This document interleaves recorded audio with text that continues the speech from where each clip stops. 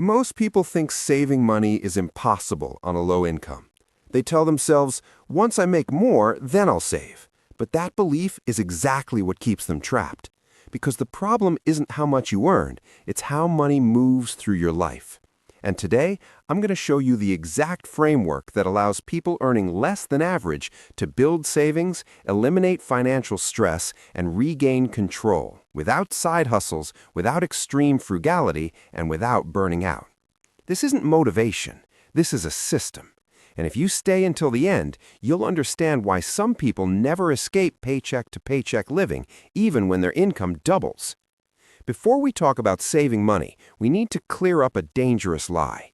Most advice tells you to cut harder, skip coffee, never eat out, live like a monk. That advice fails because it attacks behavior without fixing structure. Low income doesn't kill savings. Unstructured money does. When every dollar has no assignment, it disappears. Not because you're irresponsible, but because the human brain defaults to short-term relief when resources feel scarce. That's biology, not weakness. So instead of fighting your brain, we design a system that works with it. Phase 1. Stabilization. A's 1 through 30.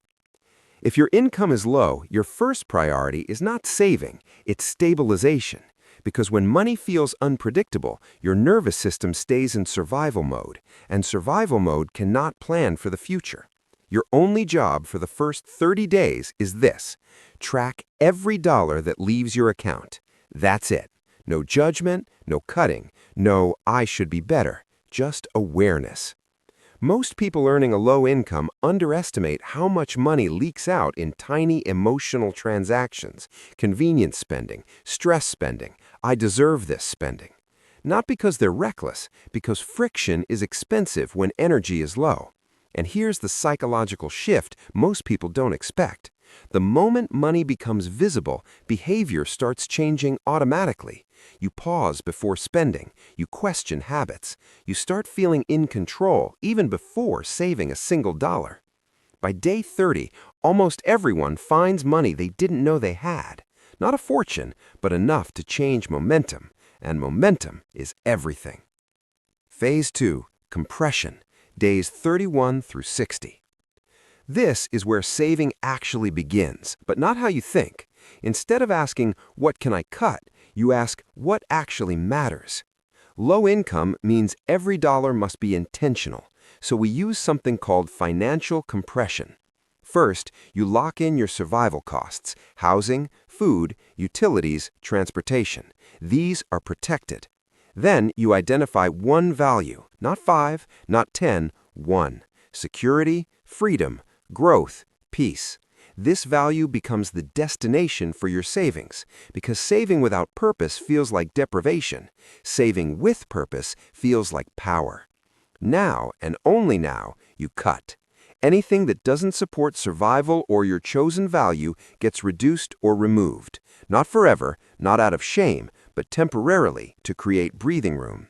This is the phase where identity resistance shows up. I'm not someone who cooks. I'm not someone who says no. I'm not someone who saves. But you're not losing identity. You're upgrading it. By day 60, even on a low income, most people free up $100 to $300 a month. That amount won't change your life overnight, but what it does next will. Phase 3. Protection and momentum. Day 61 to 90.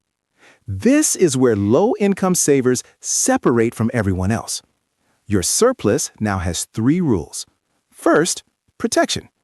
Every dollar goes toward a starter emergency fund, $500, then $1,000. This fund isn't about emergencies. It's about decision-making. When you're not one bill away from disaster, you stop making desperate choices. Second, momentum. Once the fund is started, a portion goes towards something that increases future capacity. Not risky investing, not gambling. Skills, certifications, tools, transportation reliability.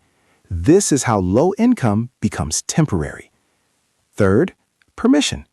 You must allocate a small amount, even 5 to 10%, for guilt-free enjoyment. Because a system that doesn't allow joy collapses. Money isn't meant to be hoarded. It's meant to serve. By day 90, something powerful happens. You're not rich, but you're stable. And stability creates options.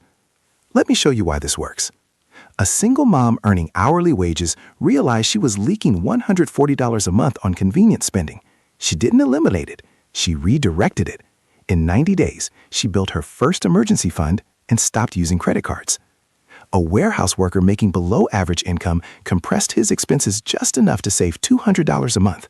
6 months later, that buffer allowed him to change jobs without panic. A student with inconsistent income stopped trying to save big and focused on structure. For the first time, money stopped feeling scary. Different income, same system. Here's the truth most people never hear. You don't escape low income by earning more. You escape by controlling flow. Income is only powerful when it's directed. And the moment you feel control, real control, your entire financial identity shifts. You stop reacting. You start choosing. And that's the difference between surviving and building. If this makes sense, if you're ready to stop feeling behind, subscribe to Dollar Doodle. Because money isn't about being perfect. It's about having a system that works, even when life doesn't.